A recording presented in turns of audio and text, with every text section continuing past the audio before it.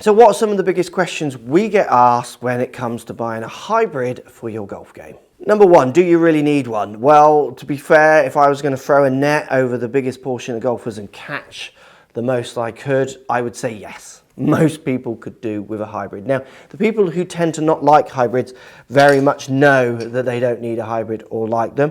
If you're wondering if it's a club you need, there's a good chance you do. They're great out of different situations, much more versatile than their equivalents, which would be in kind of long iron replacements.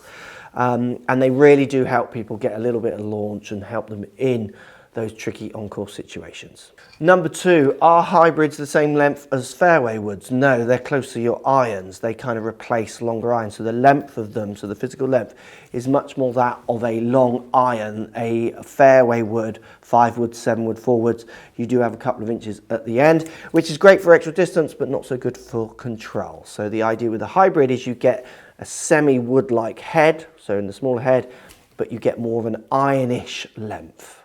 Better for control.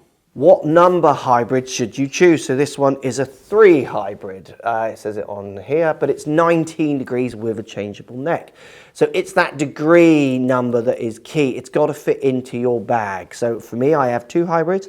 I have a 22 degree and an 18 degree.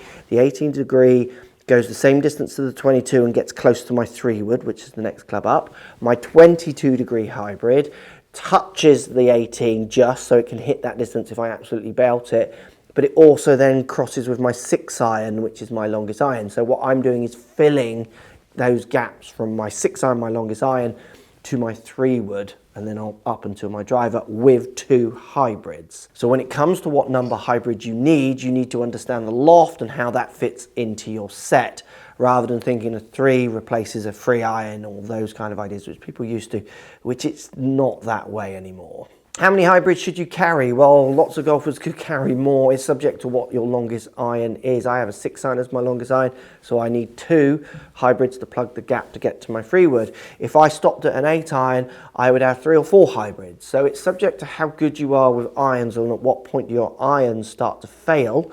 So you can't hit a 5 iron from a downhill lie because it goes too low, those kind of ideas. That's when the hybrids can kick in. How many should you have? You should have as many as you need to make sure you don't have gaps between your irons and your woods. How important is a changeable neck on a hybrid? Because what you're going to notice with a hybrid, so this is a Ping one, it has an adjustable neck hosel which allows you to move the loft around. That's quite good for fitters. It's something you wouldn't change once you've got it set up particularly. It could grow with you as you change your techniques a little bit. So as you change loft deliveries, you might play with this, with a coach preferably. So the neck changing you'll find on lots of hybrids isn't there because again you've got variations of numbers of 5, a 4, a 3, a 6, a 7 hybrid, whatever. So you're going to use that way as a predominant factor to fill your gaps. But if you're into tinkering, you might want to go for one with a changeable neck. For me personally, I've never really wanted to delve with necks for my hybrids. I'm getting the loft to suit my gaps that I need to plug.